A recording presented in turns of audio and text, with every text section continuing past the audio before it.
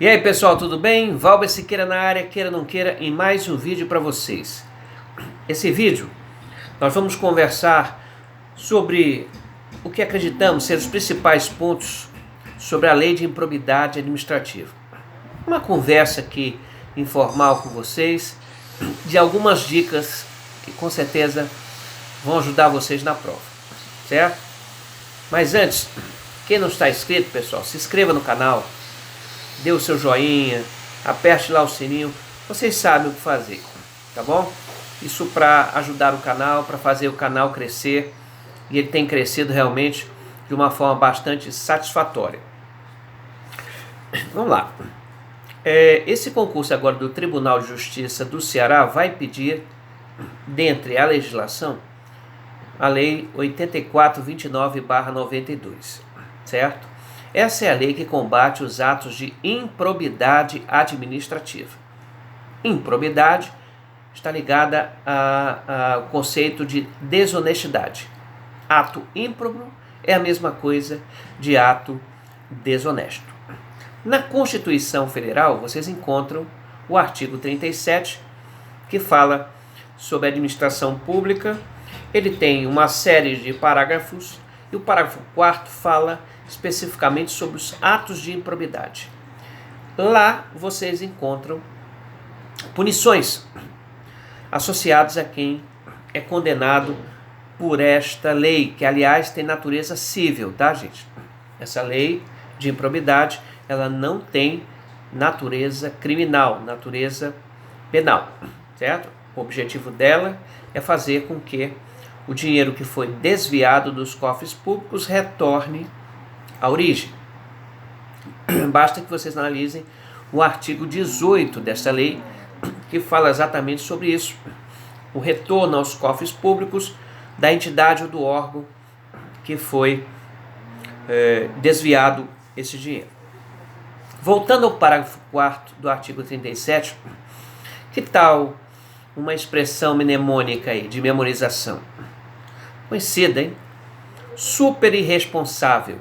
Super irresponsável. Anota aí, ó. Super irresponsável. O que é isso? É um mnemônico, uma expressão de memorização para vocês resgatarem as sanções da lei de improbidade, dos atos de improbidade.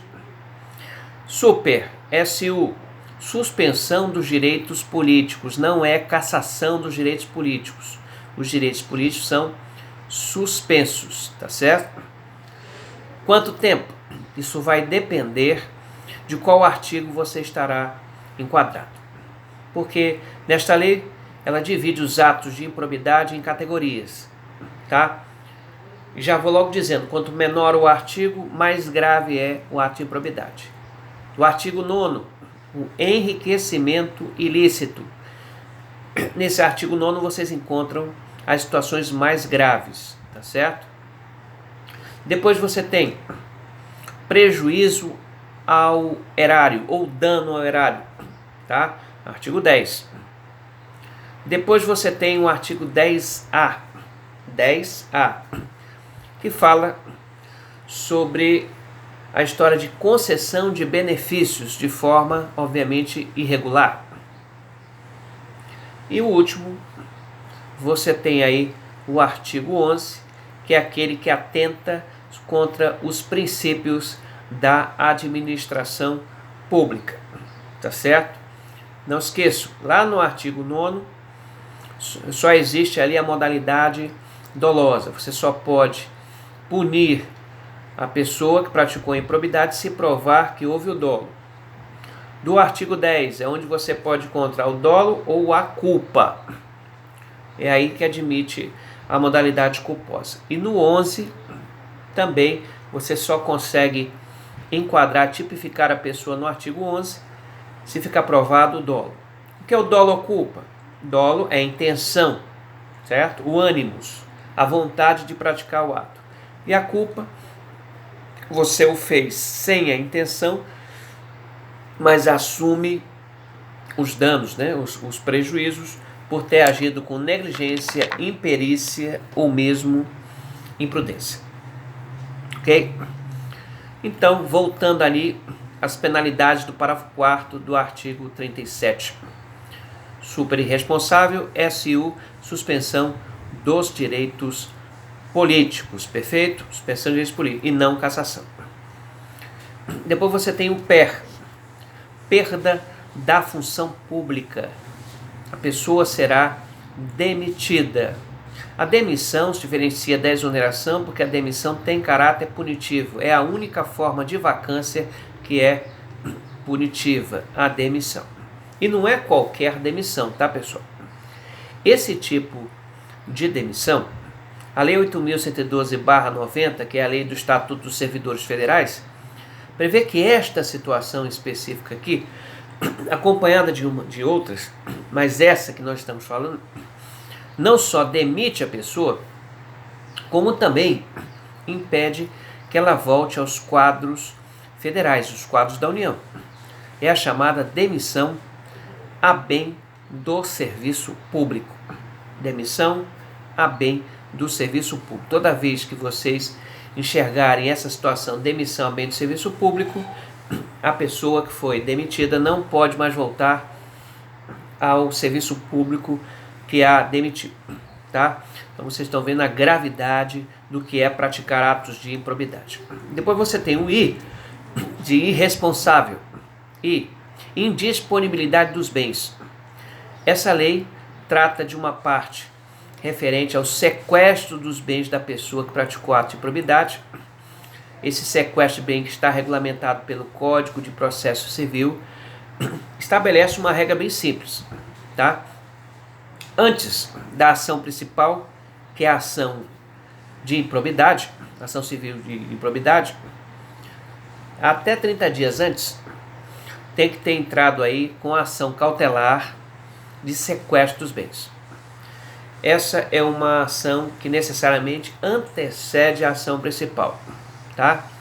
Entrou com a ação cautelar, bloqueou os bens da pessoa, tem até 30 dias para entrar com a ação principal, sob pena da medida que sequestrou os bens ser revogada e os bens ficarem liberados. Aí você imagina o que é que vai acontecer para recuperar esses bens novamente, tá? Então, a questão da indisponibilidade dos bens está relacionada ao sequestro dos bens e para fazer, obviamente, com que esses bens sejam congelados e depois leiloados e o dinheiro revertido aos cofres da instituição que foi atacada, digamos assim. Ressarcimento ao erário, que está ligado também à consequência da indisponibilidade dos bens, né? Para que haja esse ressarcimento. P. Proibição de contratar e receber recursos públicos, tá certo? Durante um determinado tempo. Lá no artigo 9º, você tem um tempo de 10 anos. Passa 10 anos sem poder contratar ou receber dinheiro público quem foi condenado por ato de improbidade, certo? Depois você tem o artigo 10, onde a pessoa passa 5 anos sem poder receber recursos públicos ou contratar com a administração pública. E depois você tem o artigo menor, o artigo maior, que é o 11, onde você passa 3 anos sem poder contratar com a administração pública. Isso também são penas, tá certo? Bom, esse parágrafo 4º, ele foi regulamentado exatamente pela Lei 8429/92, que foi promulgada na época de Fernando Afonso Collor de Mello. Como falei a vocês, é uma lei de natureza civil. Uma lei nacional se aplica a todos os níveis, de todos os poderes, tá? E alcança, né, o alcance dela. Ela praticamente pune todos os tipos de agentes públicos, todos, tá? Seja políticos, honoríficos, agentes administrativos, credenciados, até estagiários também podem ser, e terceirizados, né, podem ser punidos por essa lei. Agora, Segundo a doutrina, dois agentes políticos escapam desta lei porque já existem leis específicas para eles, que seriam o presidente da República e os governadores dos estados. Eles serão punidos, mas não por essa lei de improbidade, certo? O resto, todas as outras autoridades, sim, devem, uma vez praticados de improbidade, serem punidos por esta lei, tá? Falar em ato de improbidade, nós temos dois tipos. Os atos próprios, que são aqueles praticados por agentes públicos, e os atos impróprios, que são praticados por particulares.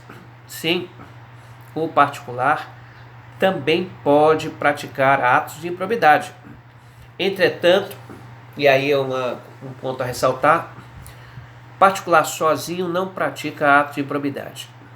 Ele sempre pratica em conluio com um agente público, certo? Ele precisa necessariamente da ajuda do agente público para que ele possa ser enquadrado no ato de improbidade. É bom que isso também deixe e fique bem claro para vocês.